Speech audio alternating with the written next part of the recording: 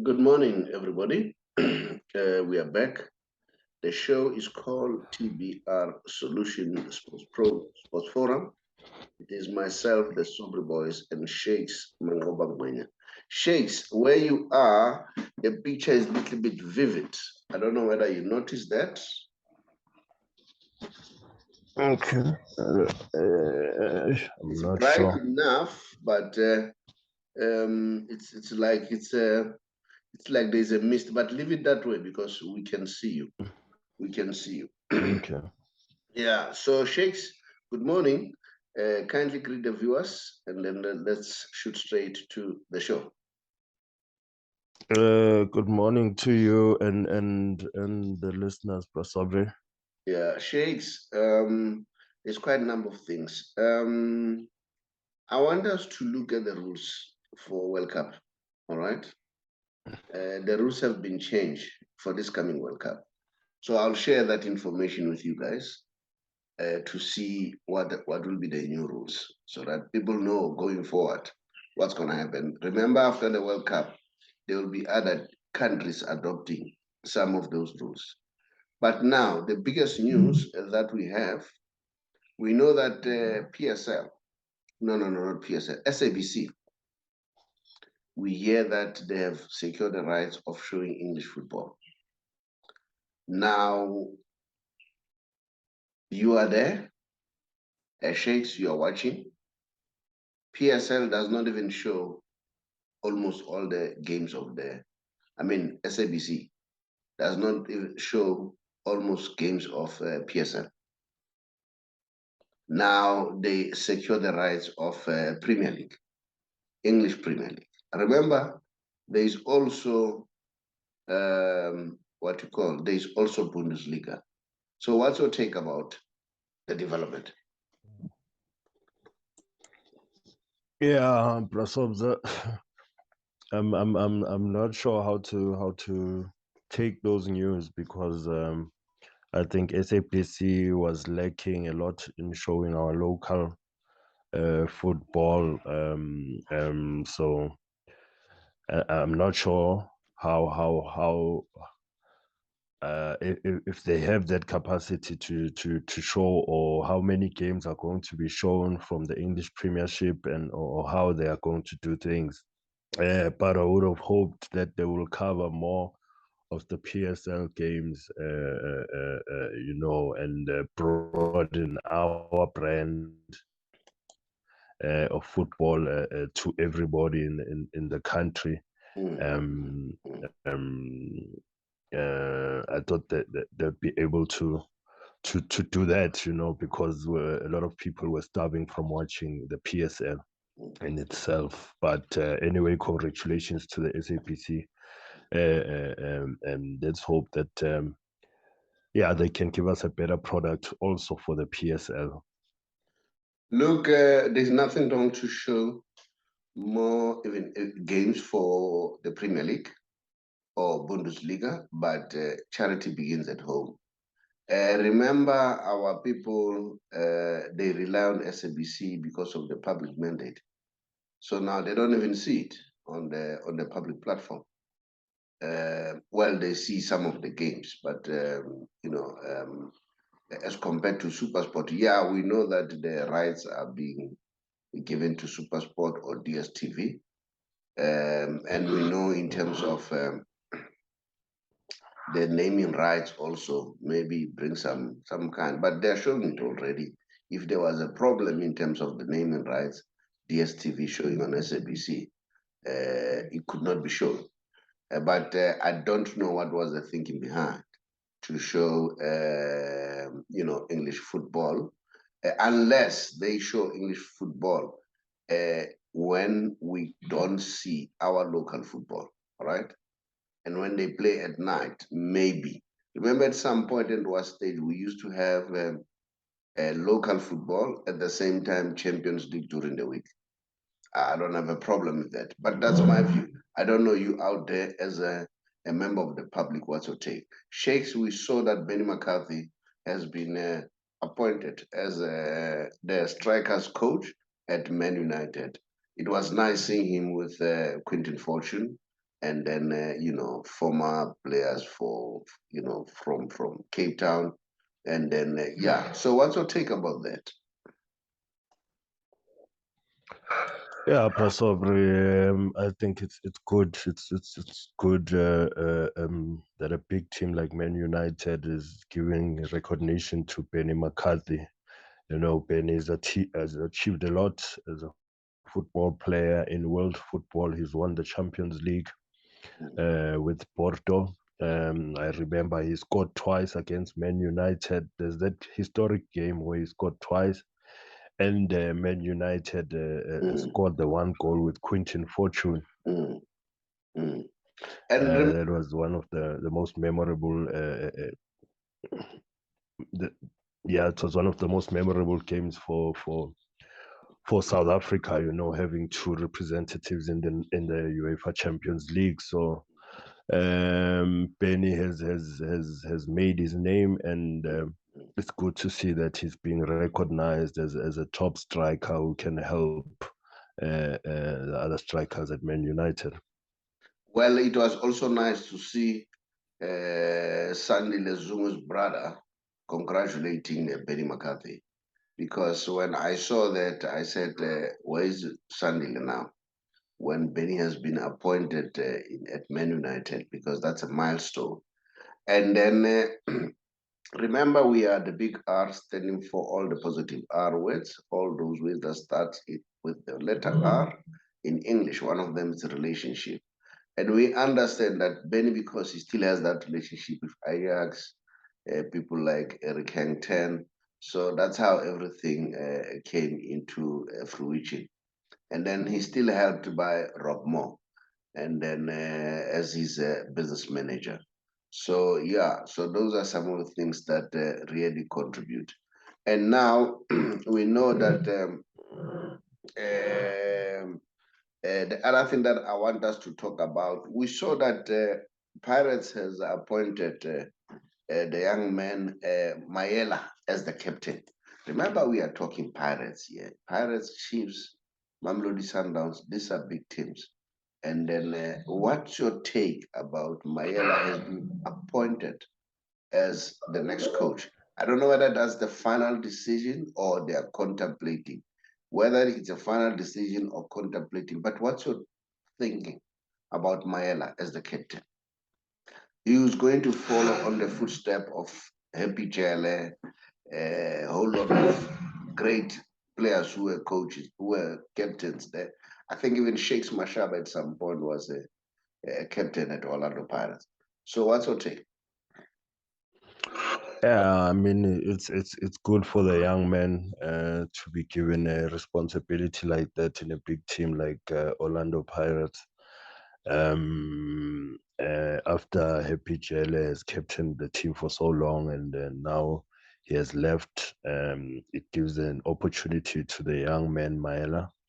And yeah, I think it's up to him to lead the Sea Robbers, you know, with pride and to set an example, you know. So I think it's just a great opportunity for him. I think the young boy is very disciplined and is level-headed. When I look at him on the pitch, I think he's a good player. He can still improve, and to be given that responsibility, it's good. You know, let's see where how it can help his game as well, if it won't affect his game. But I think it's a good decision. Now, I see that Peter Musiman is going around to schools now, trying to, help or the schools and implant the knowledge that he has acquired. I think this is a good initiative. And then I see that Pito, it's not only the schools, he also interact with the teams. He started with Royal AM to interact with them. So what's your take about this thing? And I must say, this for me was a masterclass for Pito and his management team to take this route. I really wish they do well. So what's your take about what is happening with Pizzo and his program of going to schools. And I heard him says he's engaged a Department of Sports, a Department of Education. He has engaged SAFA, the local football federation. He has engaged the PSL. So what's your take? Yeah, Brussels, I think there's a huge gap when it comes to the development of football, especially in schools. You know, in the past, we used to have a lot of schools football competitions, like almost every week, and have games, but you no longer have that. And I think that's hampered a lot now in the development of our football in the country. So it's very important to get that back going in schools, you know, in the location. We need to see school football, because that's where we find the quality players, you know, level-headed players who are getting an education as well. So I think that's very important, and it's good to see that Pito is taking that route. It's something that we need. It's necessary. You know? Lad, while we are still there, we saw Tim Sukazi. We saw him on social media complaining about this Carling Cup, to say he thought that the Carling Cup was going to give all the 16 teams opportunity. But he says theoretically it looks like that, but in reality, it is meant for Chiefs, Pirates, and Sundowns. And then the rest of the team are going to compete for Sport 4. So what's your take about that one? Because I thought the Carling Cup, and me too, I thought it's going to be a tournament like any other tournament, Telcom, which they are replacing in any way, whereby everybody will compete, knock each other until to the final. And then now the format has just been unveiled last week. So Timmy says, he's the only one who seems to be complaining, to say this doesn't look good. I don't know what's your take, Shakes. Yeah, Brussels. I think Tim Sukazi is very outspoken, you know, and when he doesn't like something, he's vocal about it. And I agree with him in one aspect, that you know, the Carling Black Label, we thought it was a tournament that's going to benefit all teams, but obviously it's being used as a format like the Telkom Charity Spectacular, where fans get to vote for their favorite teams, and we all know the big three teams in the country will be voted for, and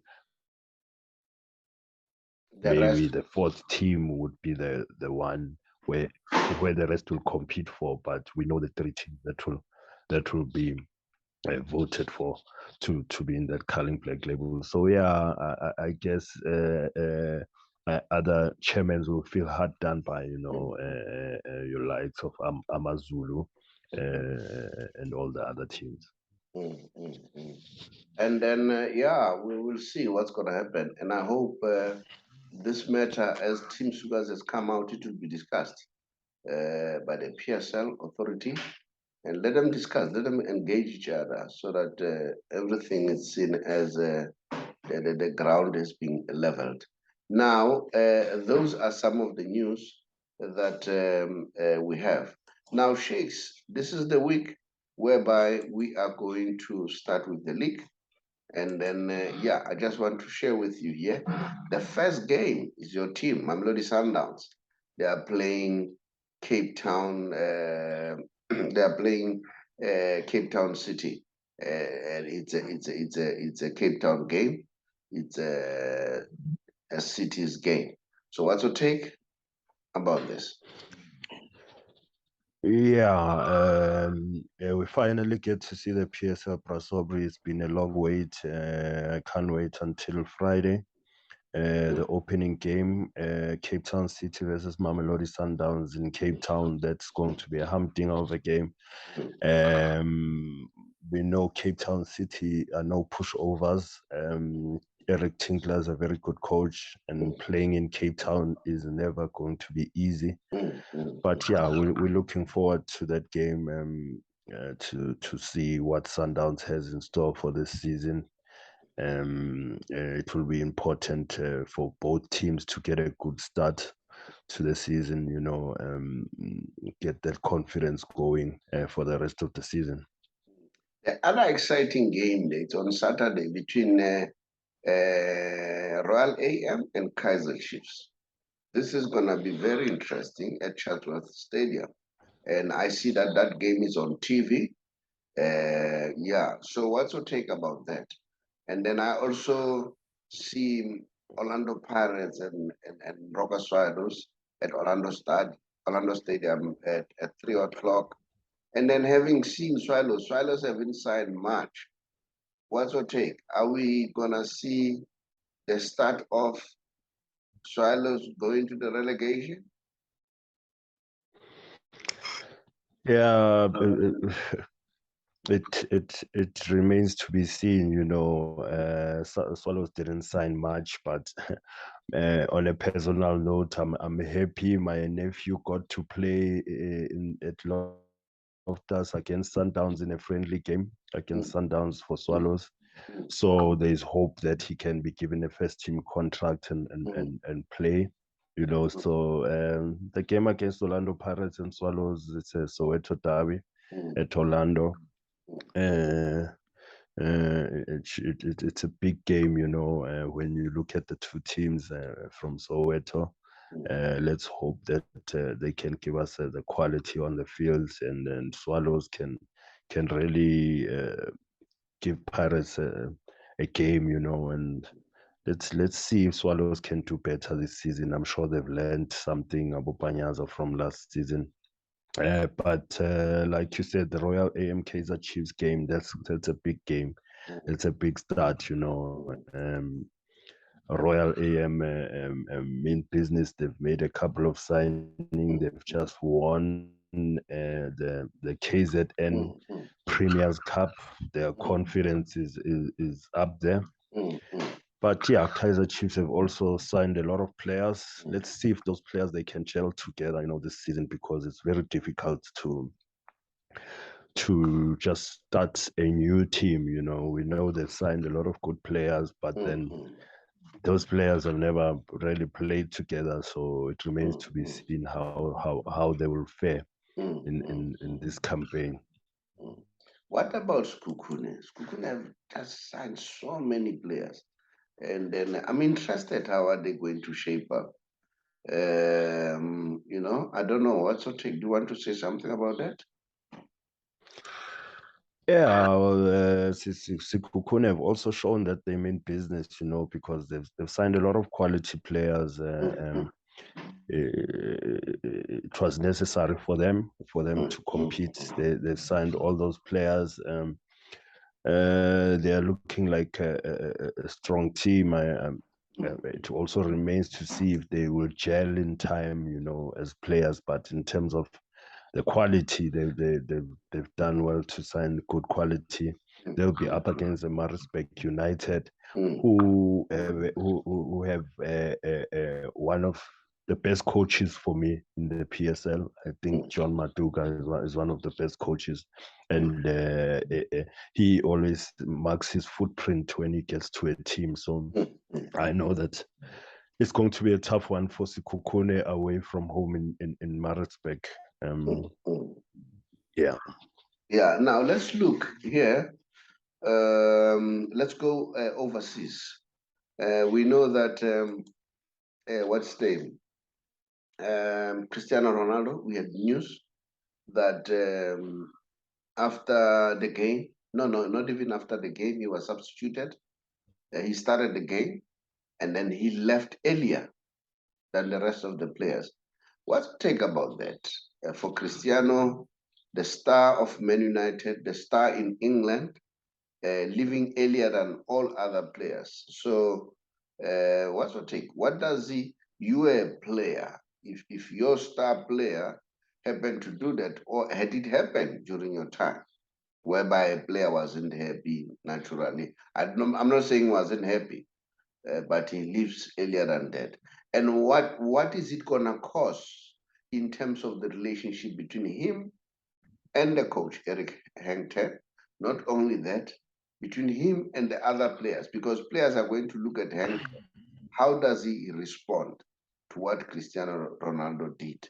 I remember at some point, I kept on saying, at Orlando Pirates, we kept on asking Manqoba and Fadlu to say, why not play Mahango? Mahango's got goals, you know?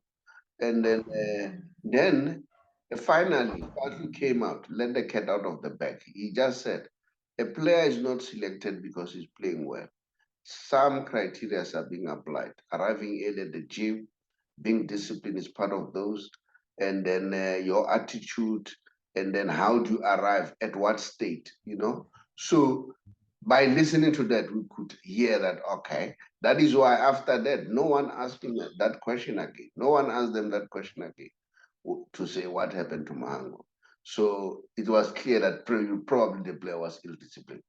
So as a result, they decided to bench him, of which I commend them for doing that. So now are you going to describe what Ronaldo did as ill-discipline, or how are you going to describe this? Yeah, Saubrey, I'm not sure as to what the circumstances of why Ronaldo left early.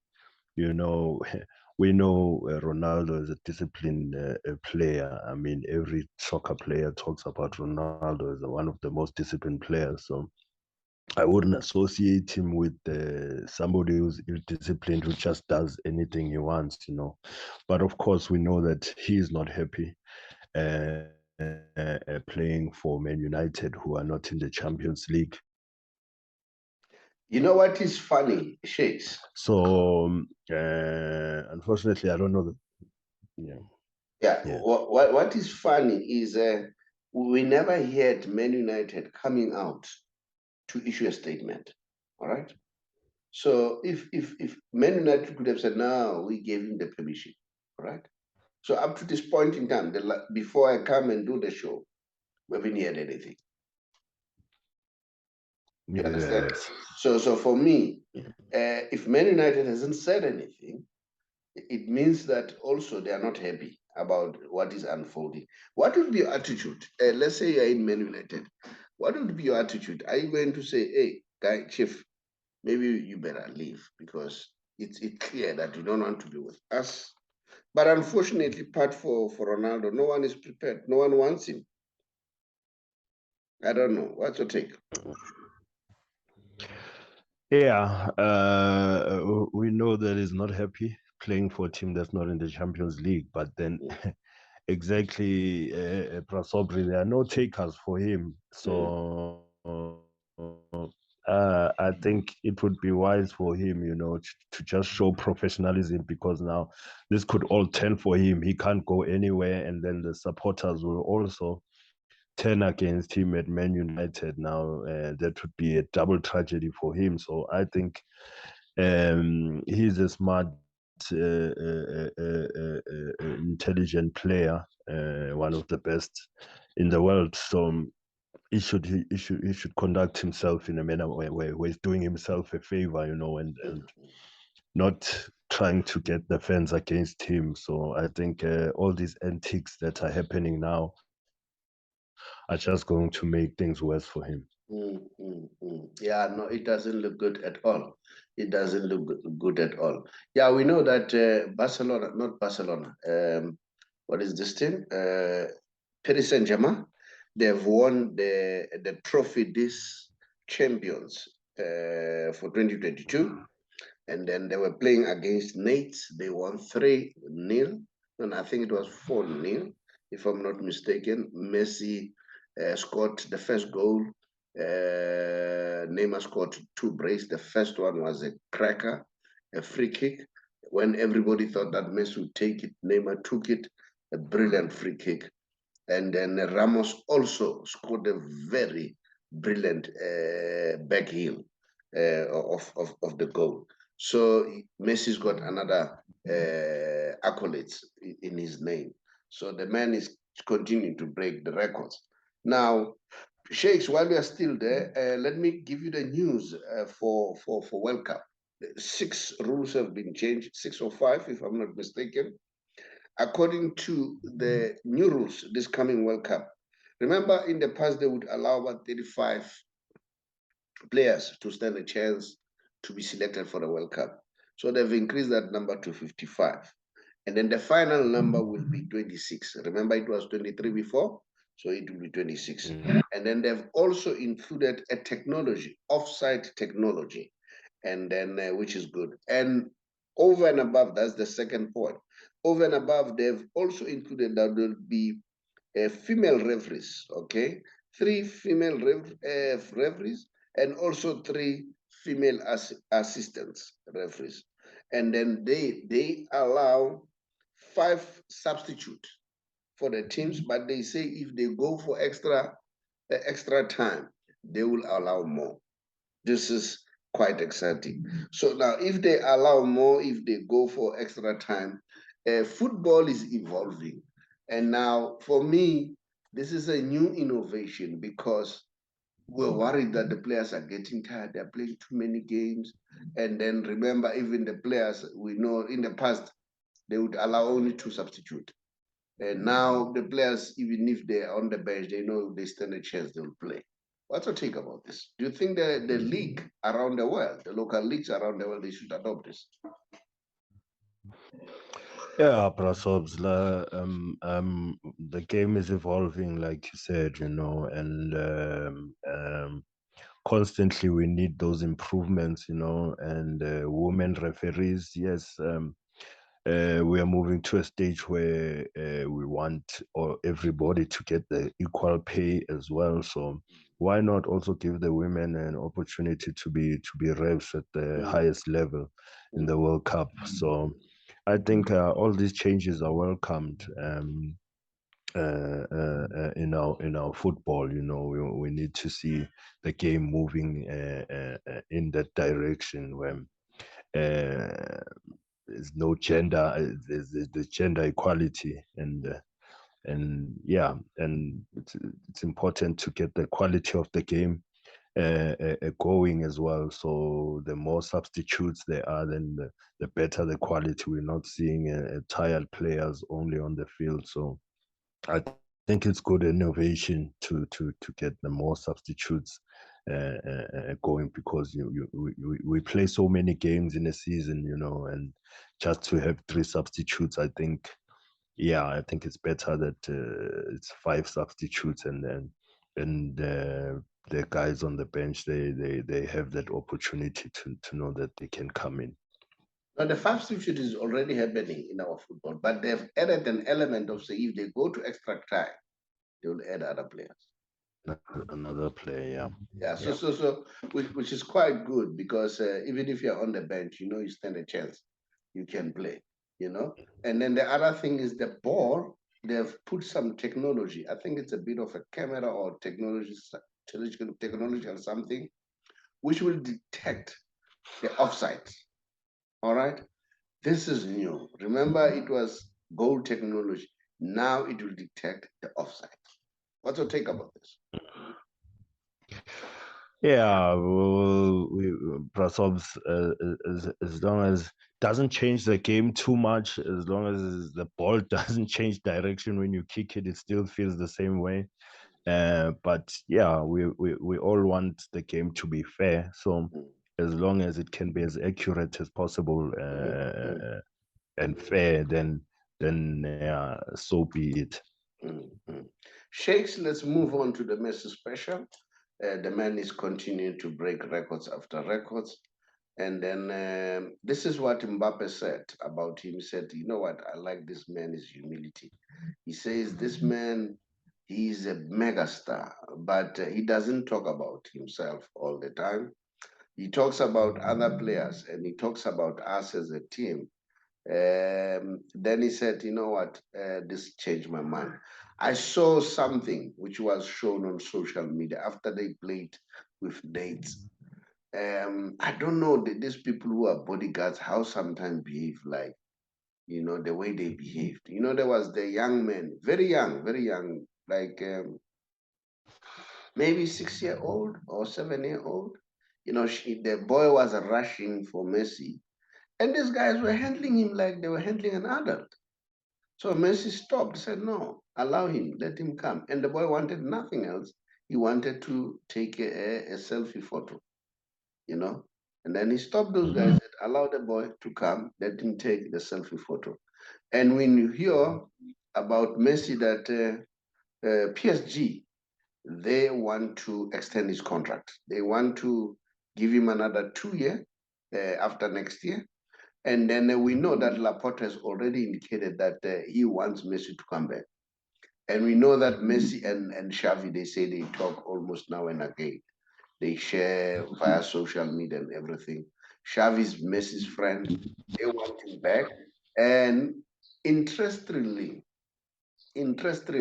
Sheikhs, they said Xavi has already told PK that he won't have a space this season. And now for me, it's like they are clearing. Remember, we heard the rumors that the relationship between Messi and PK well, and PK contributed in the decision that Messi should be moved out. So we hear that PK might not be considered after they signed Julian Conde. Not only that, we hear that they are also thinking of shipping out Ter Stegen.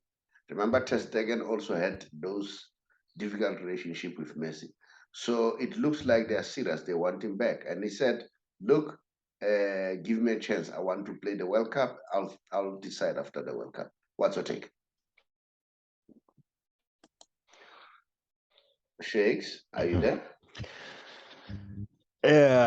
Yes, yes, I'm there, Prasobs. Mm, mm. I respect Messi a lot. I think he's the best player PSG. I knew it was only going to be a matter of time before he shows his quality. He was still acclimatizing to everything, but they are going to love him at PSG. It's going to be difficult for them to let him go. Yes, I know Barcelona, they want him back, and Barcelona are really building a formidable team. They are the one team out of all the teams in the world that really are showing me that they mean business this season, with their signings. So yeah, it's a tough one, also for Messi to go back there. What are they going to do with those youngsters, because when Messi is there, the game has to be centered around him, and how he plays, But we know that his DNA is Barcelona FC. So yeah, it remains to be seen if it's gonna happen, that move for Messi. I wish him goes to Barcelona because that is his love. He wants to go there. I don't know why the media, especially overseas, like insinuating that Messi maybe might even go to America. No, no, we know that David Beckham is the one who wants him. But I've never came across any communication whereby Messi said he wants to go to America. And funny enough, whenever they say this, they don't say it about Ronaldo. They don't say Ronaldo let him go to US. I don't know why they're trying to push that Messi should go to US. Let Messi decide. If you ask me, you know my position. Messi should go back to Barcelona. That's where he belongs and retire there. That's all. If he wants to leave as an old man, let go to the old boys in Argentina. That's it. That's my position. He has scored now 32 goals in 32 finals. Look at this. Out of 46 matches. He has even surpassed Pele. This guy break records after records.